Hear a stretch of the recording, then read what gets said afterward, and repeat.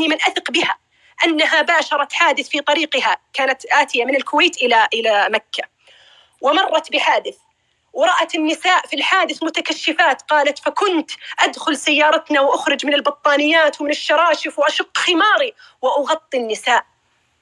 طيب اختاري لنفسك، أسأل الله لكم العفو والعافية والمعافاة الدائمة، وأسأل الله لا يحوجنا لهذا. لكن أنا أقول فعلا حتى لو خرجتي وأنت سالمة يكفي أنك خرجتي في عبودية ورجعتي في عبودية. فالله الله يا حبيبتي، الله الله.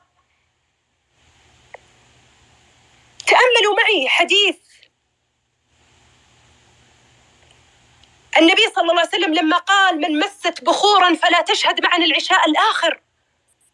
يا ناس مست بخورا وهي بتروح تصلي، يمكن بابها قدام باب المسجد، لا تصلي لا تصلي، وهذا مسجد وبيت من بيوت الله، ويمكن كان لها نية حسنة بتطلع بريحة طيبة، لكن قال لا تخرج. من مست بخورا فلا تشهد معنا العشاء الآخر. اليوم في بخور للعبايات يسوقونه، بخور للعباية. طيب وبعدين مين بيشمك؟ معليش، سؤال يحمل علامة استفهام كبيرة. مين بيشمك؟ من له مصلحة، من له مصلحة.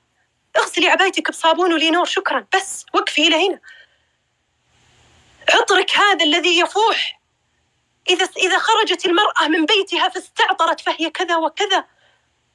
يا أختي اربئي بنفسك، لا تحرمين نفسك عطر الجنة. يا خواتي حديث النبي صلى الله عليه وسلم صريح، قال: في آخر الزمان عسى ما نكون حنا نساء كاسيات عاريات لا يدخلن الجنة ولا يجدن ريحها وإن ريحها لا يوجد من مسيرة كذا وكذا. أمر ترى صعب يا خواتي، صعب إنه تشترى الدنيا وتباع الآخرة والجنة. أسأل الله أن يشرح صدورنا وأن يهدينا للحق. ختاما، لكل عزيزة شامخة بحجابها، والله إني لأتعارى من الليل وإني كل ما رأيتهم في مكان ولا أعرفها، ولكن حسبها أن الله يعلم من هي.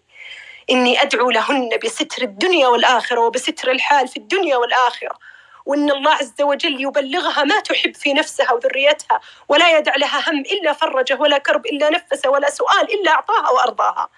كل ما رأيت وحدة متحجبة ومنقبة وخمارها الساتر وعبايتها الضافية، حتى وهي تلبسها بحب. والله يا خواتي ترى هذه عبادة، زي ما تفرشين سجادتك وتعبدين الربي، ترى لما تلبسين عبايتك خميها، ترى هتدخلك الجنة، دخلك الجنة، لأنها عبودية وتسليم واستجابة لله. أخيرا، لكل شامخة عزيزة بحجابها مؤدية لحق الله، لم 10 مرات لم يساورها شك بفرضية الحجاب.